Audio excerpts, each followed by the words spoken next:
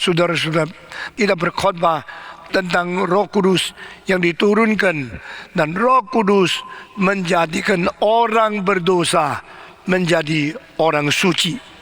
Roh Kudus menjadikan orang dunia menjadi orang milik Tuhan. The world people become the member of the kingdom of God. The sinners transform to be the saints. Orang berdosa dirubah menjadi orang suci. Ini pekerjaan dari Allah pribadi yang ketiga di dalam gereja. Kita bersyukur kepada Tuhan. Hari ini saya khusus berkhotbah tentang salah satu jabatan yang besar dari Roh Kudus, menjadi Parakletos. Nah, ini tercantum di dalam pasal 14, 15, 16 dari Injil Yohanes. Yohanes mengatakan sebelum Yesus naik surga, dia berkata kepada murid-muridnya, tidak lama lagi engkau tidak akan melihat aku, tapi tidak lama kemudian lagi aku akan kembali kepada kamu. Jadi di sini ada dua kali tidak lama. Tidak lama lagi engkau tidak akan melihat aku, tetapi tidak lama lagi aku akan kembali kepadamu. Apakah arti kali pertama tidak lama lagi? Itu kira-kira 47 hari, yaitu 7 hari sebelum Yesus naik ke atas kayu salib. Dia kembali ke Yerusalem. Minggu terakhir, pekan terakhir, sesudah itu dia divonis, dia dijatuhkan hukuman, dia dihukum mati, dan dia dipaku di atas kayu salib. Dia digantung di atas Golgota.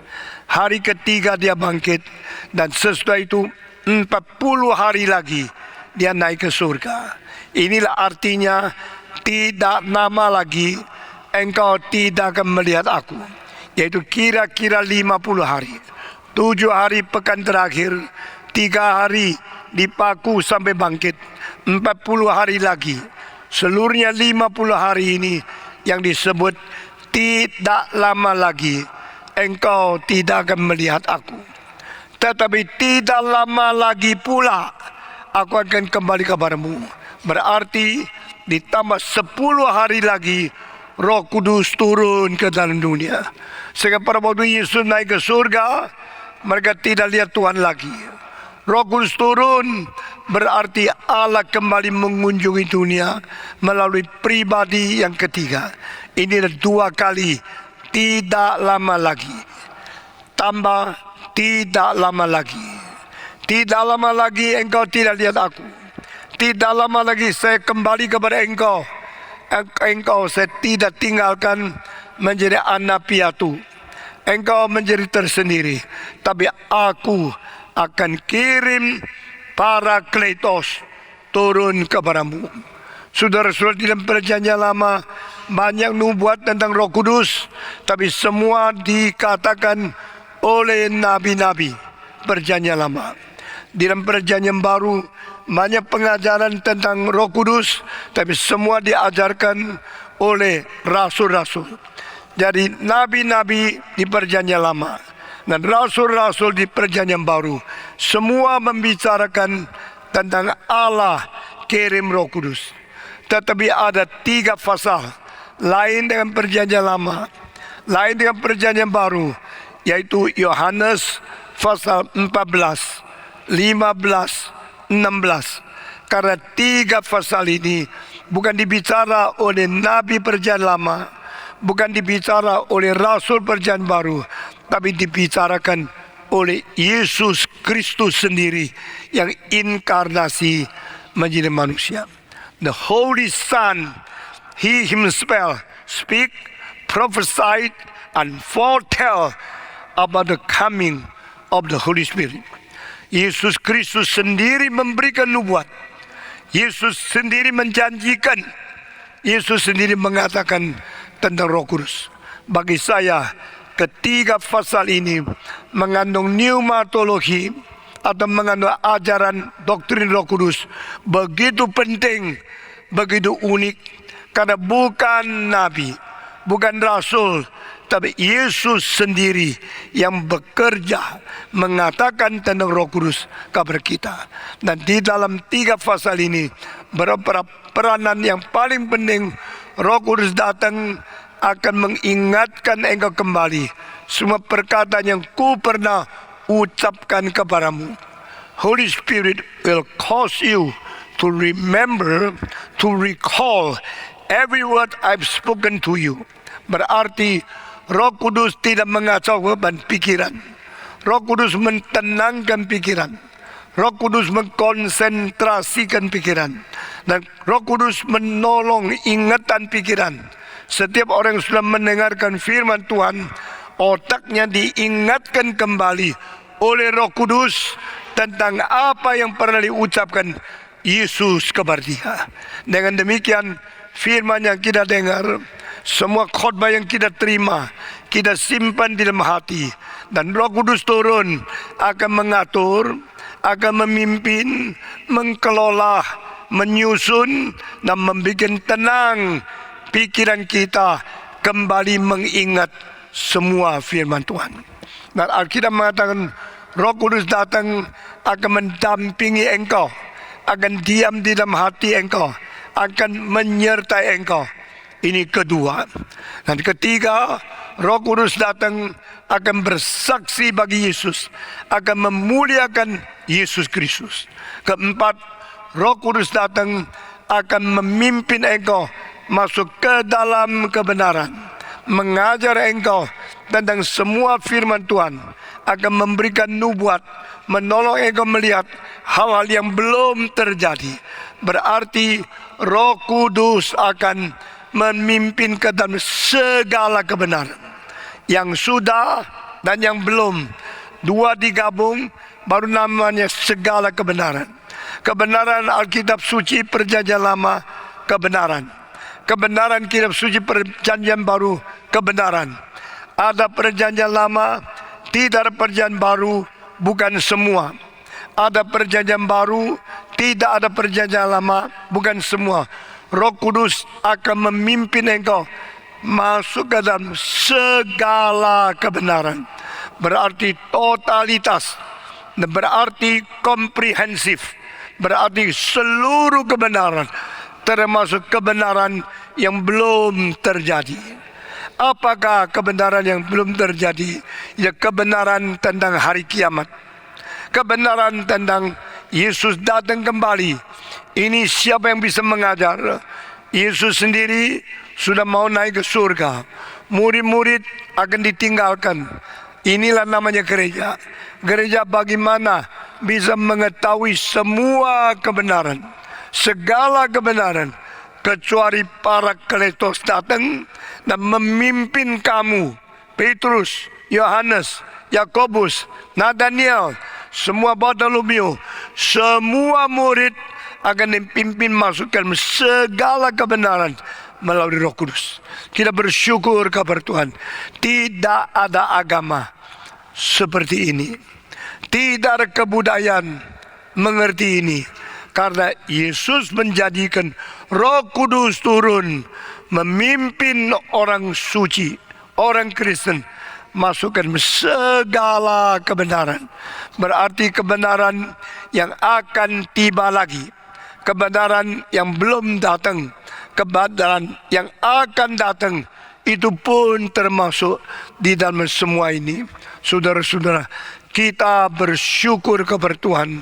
Sebelum Yesus naik ke surga, sudah dinubuatkan Roh Kudus akan turun. Sebelum Yesus dimuliakan melalui kematian dan kebangkitan, sudah dijanjikan Roh akan datang. Yaitu hari Pantekosta, Roh Kudus turun dan dia mengerjakan semua hal yang baru dibicara tadi. Hari ini saya khusus menekankan Parakletos. Jikalau dia datang, dia akan mendampingi engkau, dia akan menasihati engkau, dia akan menghibur engkau.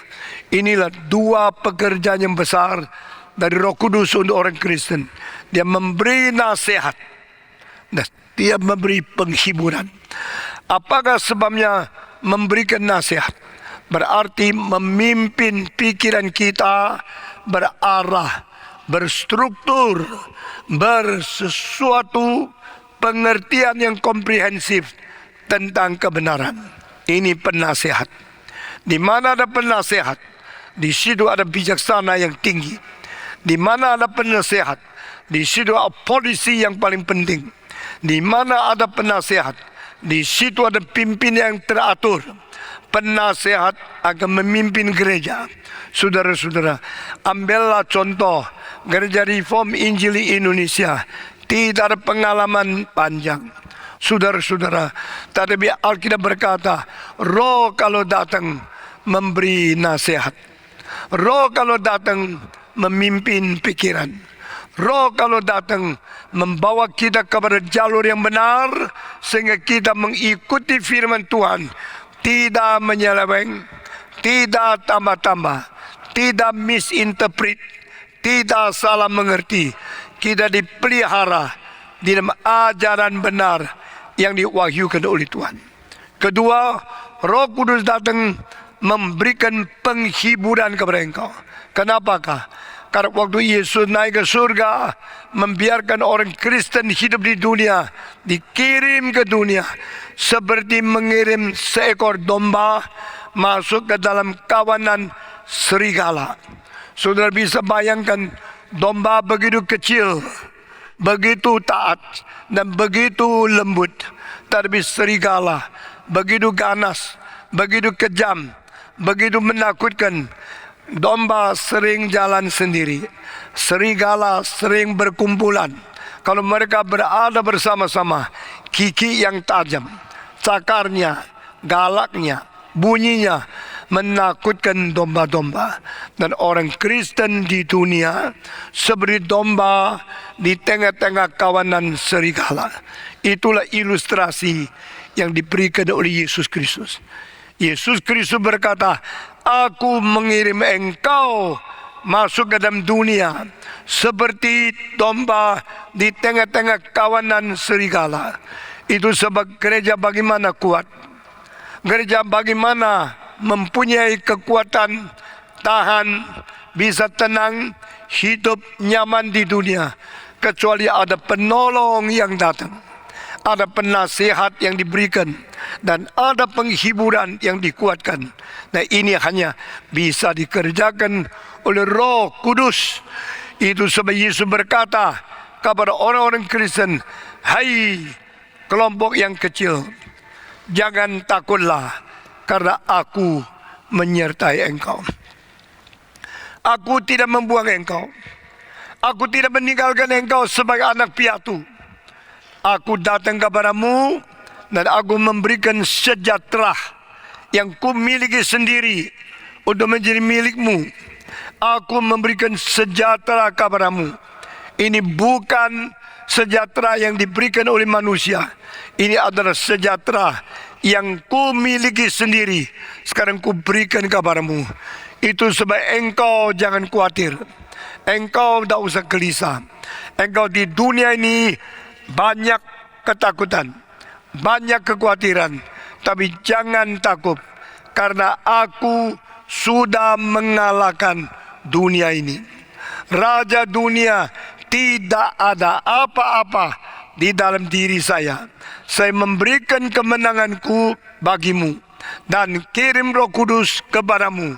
Dia akan masuk ke dalam hatimu, menghibur engkau, menolong engkau, memberikan nasihat kepada engkau.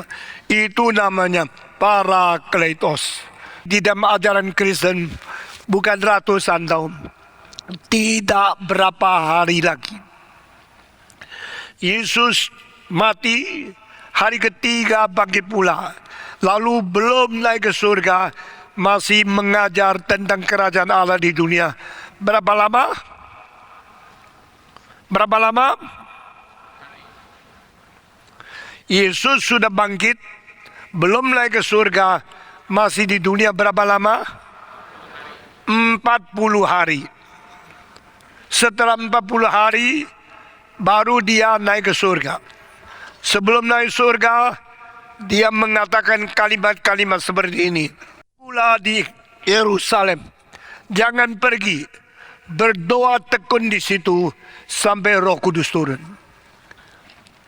Mereka tanya, hari inikah engkau membangkitkan negeri Israel? Yesus menjawab, hari itu engkau tidak perlu tahu, tapi engkau harus berdoa, dan tidak berapa hari lagi Roh turun atas kamu. Kamu pasti mendapatkan kuasa menjadi saksiku di Yerusalem sampai ke ujung bumi. Roh turun kepada kamu, kamu akan menjadi saksiku di Yerusalem, di Samaria, di Yudea, sampai ke ujung bumi. Nah, ini tempatnya jelas, waktunya pendek, hanya berapa hari lagi. Setelah Yesus ngomong kalimat itu, dia diangkat ke surga. Sesudah diangkat ke surga, berapa hari kemudian Roh Kudus turun? 10 hari kemudian Roh Kudus turun. Jadi Parakletos bukan manusia yang berdaging dan darah. Parakletos bukan bangsa di luar Yahudi. Parakletos bukan seorang mempunyai tubuh. Parakletos adalah roh penghibur. The spirit of comfort. The spirit as a counselor. Parakletos akan turun kepada kamu. 10 hari kemudian Roh Kudus sungguh-sungguh turun. Roh itu tidak kelihatan. Seperti Bapa tidak kelihatan. Allah Bapa tidak kelihatan. Tapi Allah Anak turun menjadi manusia. Inkarnasi di dalam daging dan berdarah. Dia menjadi orang yang bisa kelihatan. Inilah rahasia Allah yang paling besar. Alangkah besarnya rahasia ibadat, yaitu Allah menyatakan diri di dalam daging. Firman menjadi manusia. Allah yang tidak kelihatan berwujud menjadi manusia kelihatan, bertubuh, berdarah, hidup di tengah-tengah engkau dan saya. Ini namanya Immanuel. Ini namanya inkarnasi. Kita bersyukur kepada Tuhan. Tuhan beserta dengan kita. Ini merupakan satu janji pada waktu Yesus lahir. Hari pertama Yesus lahir, janji Allah beserta dengan manusia. Hari terakhir Yesus naik ke surga, janji Allah beserta dengan manusia. Dari titik alfa sampai titik omega, dari permulaan sampai akhir, Allah tidak bohong. Allah menjalankan apa yang dia nubuatkan, apa yang dijanjikan, dan dia tepat menjanjikan itu sampai dia naik ke surga.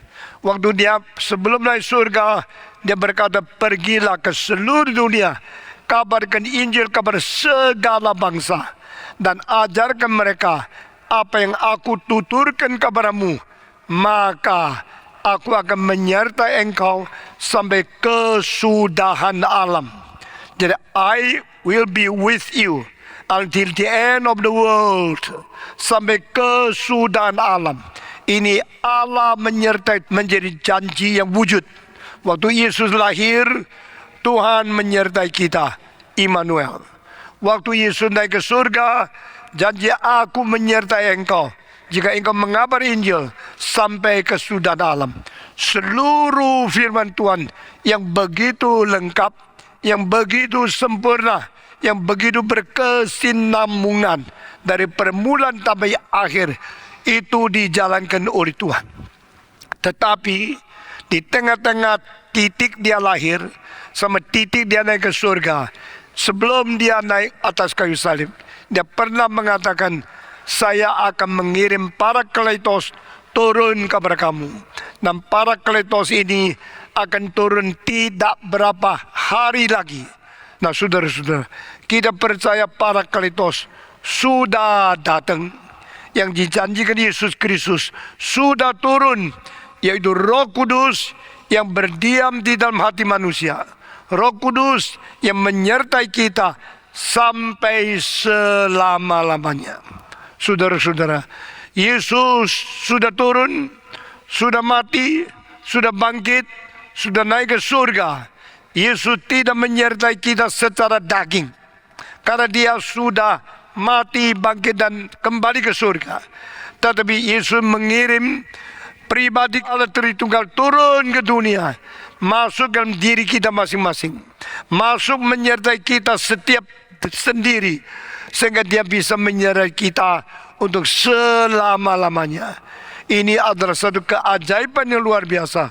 Roh Kudus berdiam di dalam hati manusia. Turun dari atas. He come unto you.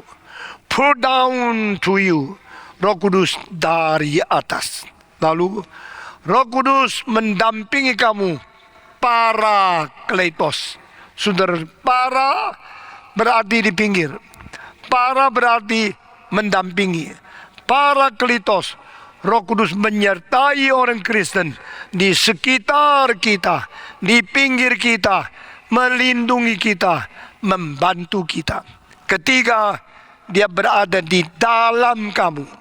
Dia menyertai masukkan hati kamu di atas, di pinggir, di dalam, semua di atas, di pinggir, di dalam. Dia turun dari surga. Dia mengelilingi kita. Dia masuk ke dalam hati kita.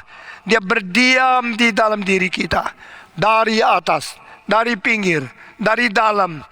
Roh Kudus beserta dengan kita. Dan dia juga dari belakang mengikuti kita. Seperti di dalam Mazmur 23 dikatakan, cinta kasih setiamu dan anugerahmu mengikuti aku sepanjang hidup. Roh Kudus berada di depan, memimpin kita, di belakang, mengikuti kita, di pinggir, mendampingi kita, dari atas, memberkati kita, di dalam, menyertai kita. Inilah bahagia yang besar. Adakah macam manusia di luar orang Kristen yang mempunyai berkat begitu besar? Roh menyertai, Roh mendampingi, Roh berada di dalam, Roh mengelilingi, Roh turun dari atas, Roh menolong, Roh beri nasihat, Roh memberikan penghiburan. Semua ini adalah anugerah Tuhan. Mengapakah Parakletos perlu memberi penasehat? Karena dia mengetahui kita perlu bijaksana dari Tuhan. Tanpa bijaksana Tuhan, kita sering bisa jalan salah. Kita sering bisa pikir salah. Kita sering bisa mengambil keputusan salah. Maka seorang penasehat yang sangat berbijaksana, yang sangat ajaib, seperti Yesus Kristus dan seperti Roh Kudus, dia menolong kita untuk mengerti, mengambil keputusan, berjalan di dalam arah dan posisi yang benar. Inilah Roh Kudus. Dan saya mau tanya lagi, selain dia memberikan nasihat, Alkitab mengatakan dia menolong kita, memberi kekuatan kepada kita, dan menghibur kita. Kenapa Roh Kudus turun? Perlu menghibur orang Kristen. Karena pada waktu Yesus naik, orang Kristen ditinggal di dunia seperti domba di tengah-tengah serigala. Bahaya sekali. Orang Kristen sering susah, sering dianiaya, sering mengalami kesulitan, sering tersendiri, sering menangis. Jika engkau pergi ke kota Roma, engkau menemukan ada bawah tanah, lubang-lubang, bisa banyak orang berbakti di dalam. Itu adalah namanya katagom. Katagom ada underground cells, underground space yang lebih panjang dari 1000 meter di bawah tanah. Gereja ini dari kanan sampai kiri cuma 84 meter. Tetapi saudara-saudara, yang di bawah tanah itu lebih 1000 meter, merayap di bawah tanah untuk bisa mengisi puluhan ribu orang Kristen yang mau dianiaya, yang mau dibunuh. Mereka lari ke dalam lubang di bawah tanah, simpan di dalam lubang, seperti rayap, seperti tikus yang menyimpan diri di got-got yang dalam. Sehingga kerajaan Romawi tidak bisa menangkap mereka, tidak bisa membunuh mereka, karena mereka adalah orang yang tidak pernah mau melawan dengan kekerasan. Orang Kristen juga ada tangan, orang Kristen juga bisa pegang peso, mereka juga bisa melawan pemerintah, tapi mereka ambil keputusan tidak melawan pemerintah, tidak membela diri, tidak membunuh orang lain. Mereka rela dianiaya, dan cara satu-satunya mereka menyendiri, cari tempat yang aman, memuji Tuhan di situ, membaca kitab suci, memberi nasihat satu dengan lain, saling menganjurkan orang lain, membaca kitab suci, berbakti di bawah tanah. Ini menjadi kalimat underground church, the underground worshipper, the underground Christians di dalam dunia. Ratusan ribu orang simpan di bawah tanah untuk berkumpul bersama-sama. Lalu mereka pelan-pelan sakit, ada yang mati. Lalu kuburannya di mana? Juga di bawah tanah itu. Saudara-saudara, pada abad pertama, abad kedua, abad ketiga, orang Kristen yang dianiaya, yang dibunuh ratusan ribu. Mereka tidak ada kuburan, maka tulang-tulang mereka dikumpulkan, ditumpul menjadi tempat begitu banyak tulang orang Kristen. Katagum penuh dengan tulang-tulang orang mati syahid. Saudara, kalau pergi ke Roma, ada waktu mengunjungi katagum, engkau akan melihat itu tulang-tulang orang mati syahid yang beribu-ribu berkumpul di bawah tanah itu. Mereka orang yang cinta Tuhan. Mereka orang yang mati bagi firman Tuhan. Mereka orang dianiaya karena kekejaman dari Romawi. Dan di situ kumpulan orang mati yang tulangnya bertumbuk-tumbuk ada di bawah kota Roma. Kita bersyukur kepada Tuhan. Ini semua membuktikan mereka sungguh-sungguh mencintai Tuhan. Dan mereka berani mati untuk Tuhan. Dan mereka mati syahid untuk membuktikan iman mereka. Iman yang sejati. Iman yang sungguh-sungguh. Di dalam dunia ini hanya dua kota. Engkau bisa melihat tulang temulang yang penuh, yang dikumpul begitu banyak. Satu tempat kota Roma, satu tempat kota Paris. Di Paris ada katagum, di Roma ada katagum, tetapi beda sekali. Di Paris itu ada kumpulan orang-orang mati yang miskin, yang tidak ada uang beli kuburan. Tapi yang di Roma adalah orang Kristen yang dibunuh, yang dianiaya, yang mati syahid. Sama sekali berbeda. Yang di Roma mempunyai makna sejarah, yang di Paris tidak ada makna sejarah. Yang di Roma ada teladan mati untuk Tuhan. Yang di Paris tidak ada makna sama sekali. Nah, saudara-saudara sekalian, katagum di Roma yang di bawah tanah lebih 1000 meter, itu tersimpan banyak orang yang mati syahid bagi Tuhan. Mereka waktu itu mengalami 4 bencana yang besar. Masing-masing adalah, pertama, penganiayaan dari kaisar dan dari kerajaan Romawi. Engkau percaya Yesus, penggal kepala. Engkau mengaku Yesus Tuhan, engkau harus dibunuh, dimakan oleh singa, atau ditusuk oleh pisau, atau engkau dibunuh oleh pedang, dipenggal kepalanya, lalu mati. Orang Kristen nangis karena orang yang mereka kenal dibunuh, lalu mereka kuburkan mereka, atau mereka tunggu tulangnya dikumpul di tempat katagum. Saudara-saudara, ini kesulitan pertama. The persecution for Christian comes from the Roman Empire, from the military power, from the political power who denied Jesus Christ and who murdered Christians. Ini aniaya datang dari politik. Kedua, orang Kristen mengalami kesulitan apa? Mengalami kesulitan dari orang Yahudi. Karena engkau tidak lagi percaya kepada perjanjian lama, engkau menerima Yesus Kristus, maka engkau pengkhianat negara Yahudi, engkau pengkhianat kebudayaan orang Ibrani, engkau pengkhianat kepada perjanjian lama, engkau percaya Yesus sebagai Tuhan, engkau harus dibunuh. Jadi kedua, kesulitan dari bangsa Yahudi. Pertama dari Romawi, kedua dari Yahudi, ketiga dari orang Kristen yang palsu. Orang Kristen yang palsu, mereka mempunyai nabi palsu, mereka mempunyai guru palsu, mereka mengajarkan ajaran-ajaran bidat untuk membelokkan iman, untuk menyelewengkan kepercayaan orang-orang gereja pada permulaan.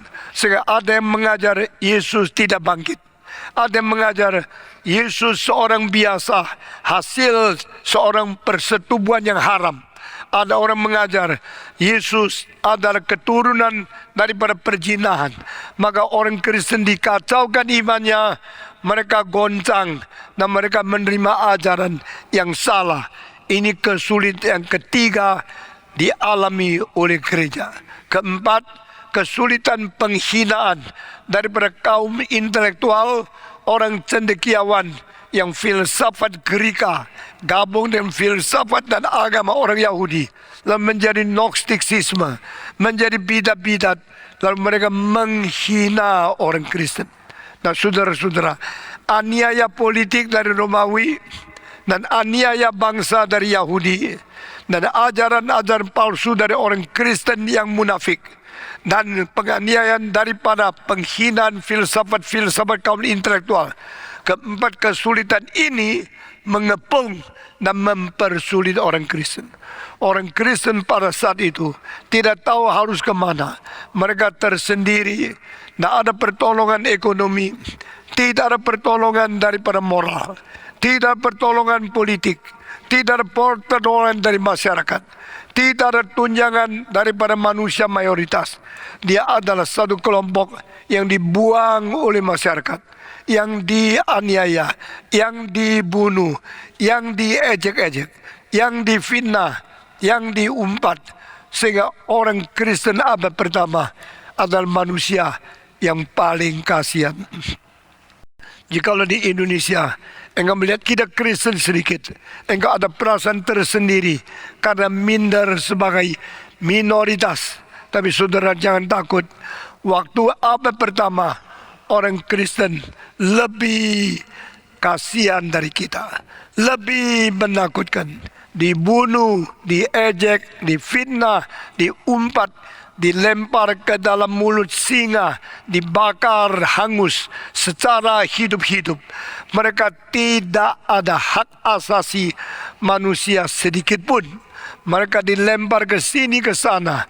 Itu sebab Yesus berkata, saya kirim Roh Kudus. Roh Kudus akan menghibur, Roh Kudus akan menolong, Roh Kudus akan memberikan kekuatan kepada engkau.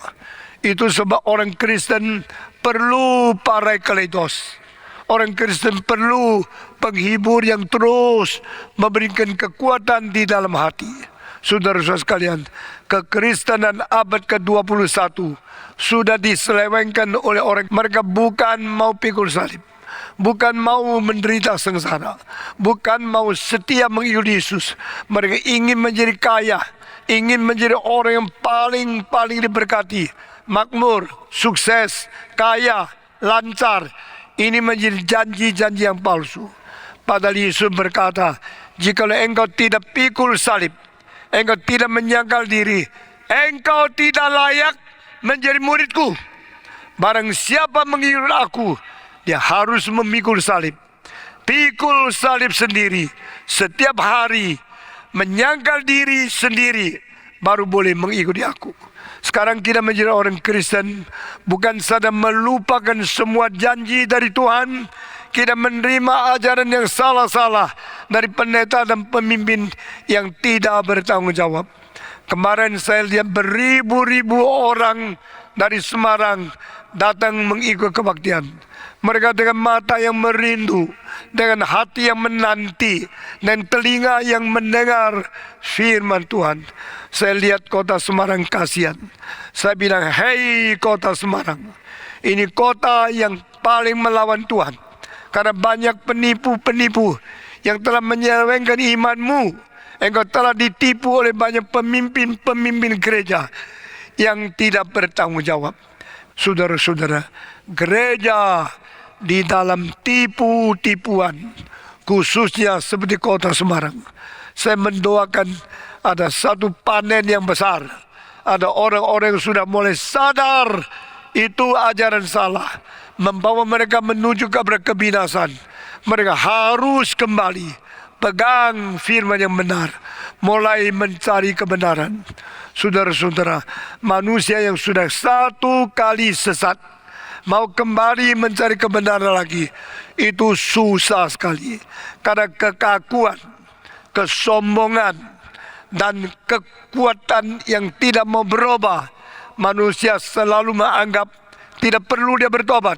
Dia hanya pegang yang salah sampai mati sudah cukup. Ini kasihan sekali. Saudara-saudara, saya melihat di dalam tahun-tahun akan datang, orang mulai sabar, mulai insyaf. Mereka mulai sadar bahwa ajaran mengandung penipuan untuk mereka mewah, lancar, sukses, kaya. Tapi semua itu janji kosong. Itu bukan firman Tuhan. Pada waktu ada sebagian mulai sadar, lalu mereka mau kembali ke mana? Reform.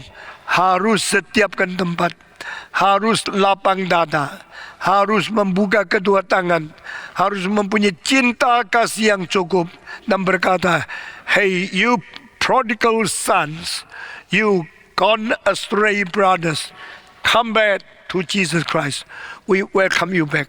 Saudara-saudara, orang-orang dari salah, dari sesat, kalau sudah sadar mau kembali, mari kita menyambut mereka dengan penuh cinta kasih dari Tuhan.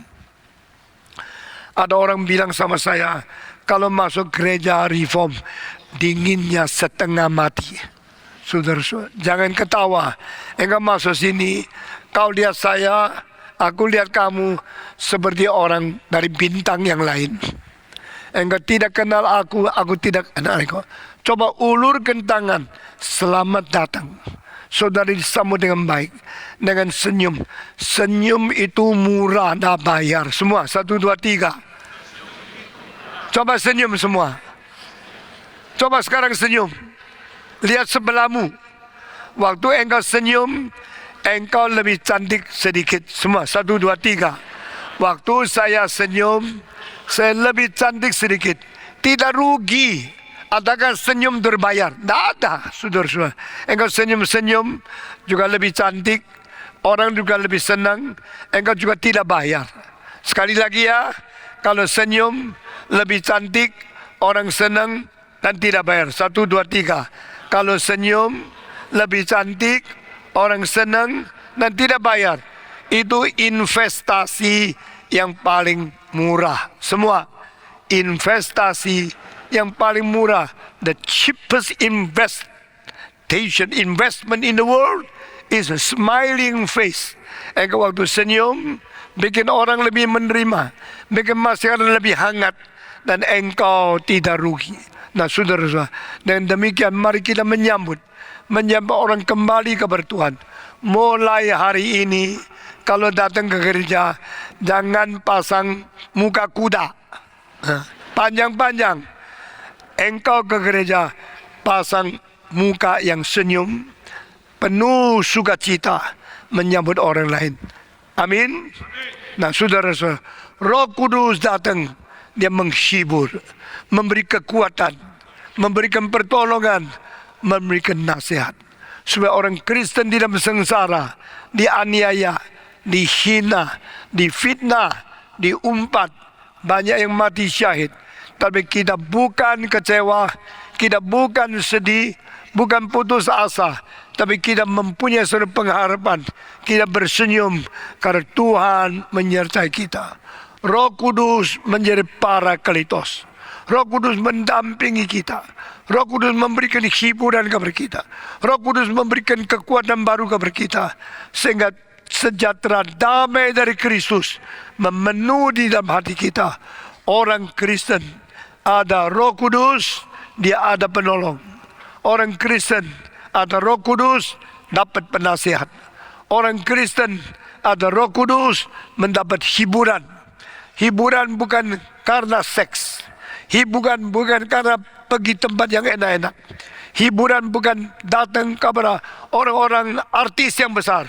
Hiburan karena Roh Kudus mendampingi kita. Saudara-saudara, orang yang mendapatkan kekuatan hiburan rohani dari Roh Kudus, hatinya tenang, hatinya nyaman, hatinya penuh dengan sejahtera. The peace of Christ will reign in your heart. Kesejahteraan, perdamaian Kristiani akan menjajah di dalam hatimu. Saudara-saudara, saya pertama kali mengalami itu waktu saya umur 21. Saya naik di beca, saya lagi mengabari Injil kepada tukang beca. Dia lagi mendadak beca itu goyang. Sudah goyang, digoncangkan. Saya putar muka melihat depan peso yang panjang tusuk di atas tangan saya. Diam. Sekarang kasih saya arlojimu. Saya bilang, tidak usah takut. Saya kasih. Tolong pinggirkan pesomu. Apa? Dia marah. Saya bilang, jangan marah. Saya kasih arloji sama kamu. Tapi saya harus kasih tahu, kamu orang berdosa. Apa? Dia lebih marah lagi. Saya bilang, kamu mau ambil arloji orang lain, itu dosa. Kamu sedang berdosa. Saya tidak tahu kekuatan berani dari mana ya. Umur 21 naik beca. Terus dia bilang, cepat. Saya keluarkan arloji. Saya masih ingat, arloji itu saya beli dengan uang saya sendiri. Setelah saya mulai mengajar, ada uang, saya beli arloji. Saya dari umur 12 suka arloji. Dan setelah itu kalau ada uang, saya beli arloji, saya kasihkan orang lain. Ini kebiasaan saya. Maka waktu itu, waktu perampok mau arloji, saya kasih. Cuma dari lu perampok kurang ajar lu ya. Bukan saya kasih, kamu mau ambil sendiri. Saya kasih, tapi kamu orang berdosa. Apa? Dia marah. Saya keluarkan. Dia ambil arloji. Langsung dia lari cepat. Saya bilang, bertobatlah kamu. Tuhan mencintai engkau. Engkau berdosa ambil arloji orang lain. Tapi Tuhan mencintai kamu. Dia terus lari. Sesudah lari, maka tukang beca jalannya gemetar terus.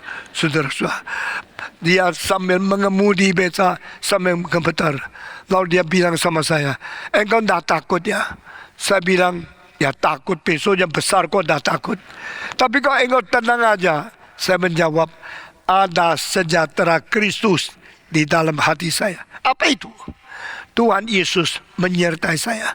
Tukang beca sambil mengemudi beca, sambil mendengarkan kesaksian saya. Itu umur 21.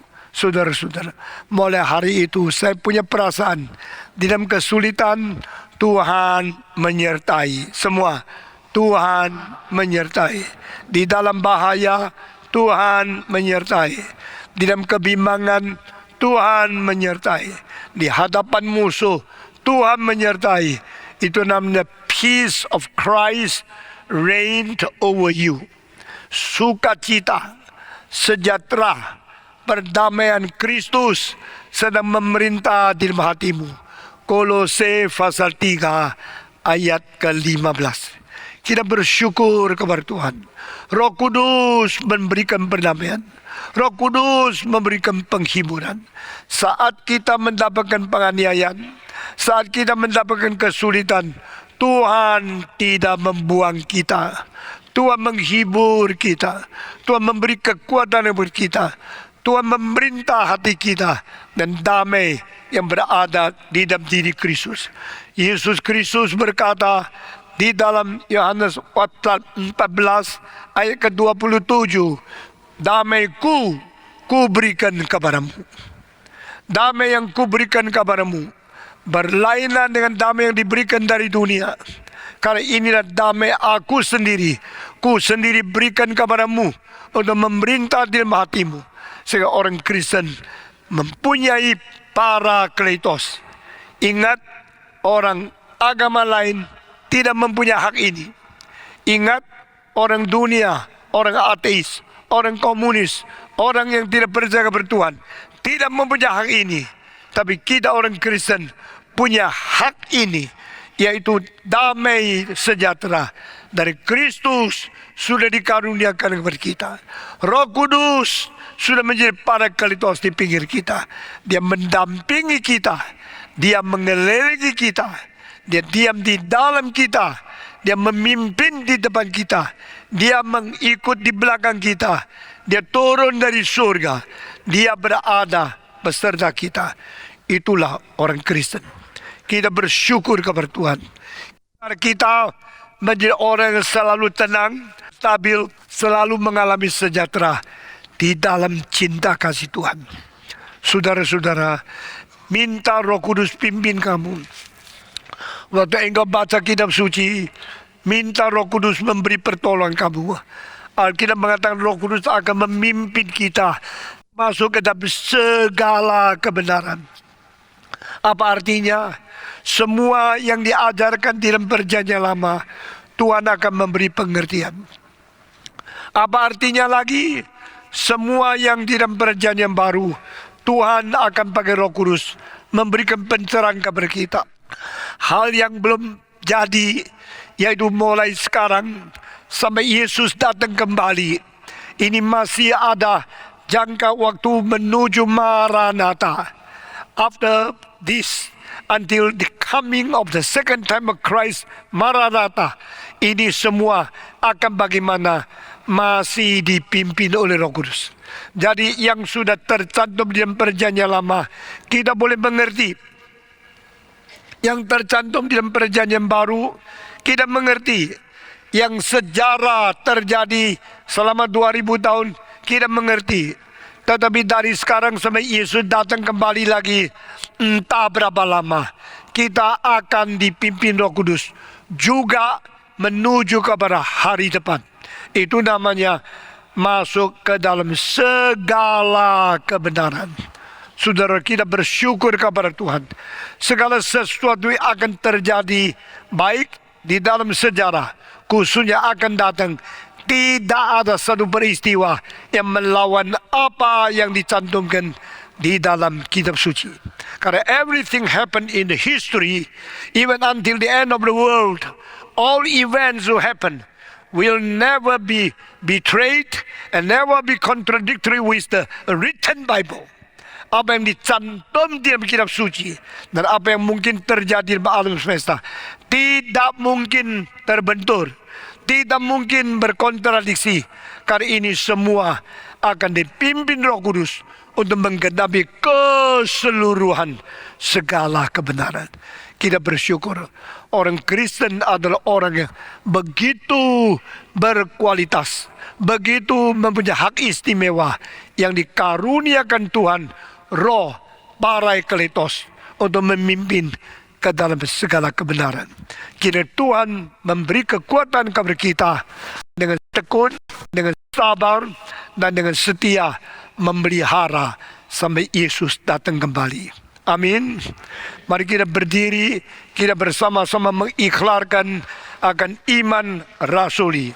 Aku percaya kepada Allah, Bapa yang Maha Kuasa, Khalik langit dan bumi, dan kepada Yesus Kristus, Anaknya yang tunggal Tuhan kita, yang dikandung dari Roh Kudus, lahir dari anak darah Maria, yang menderita sengsara di bawah pemberitaan Pontius Pilatus, disalibkan, mati dan dikuburkan, turun ke dalam kerajaan maut, pada hari yang ketiga bangkit pula dari antara orang mati, naik ke surga, duduk di sebelah kanan Allah Bapa yang Maha Kuasa, dan dari sana ia akan datang untuk menghakimi orang yang hidup dan yang mati. Aku percaya kepada Roh Kudus, gereja yang kudus dan am, persekutuan orang kudus, pengampunan dosa, kebangkitan tubuh, dan hidup yang kekal. Amin.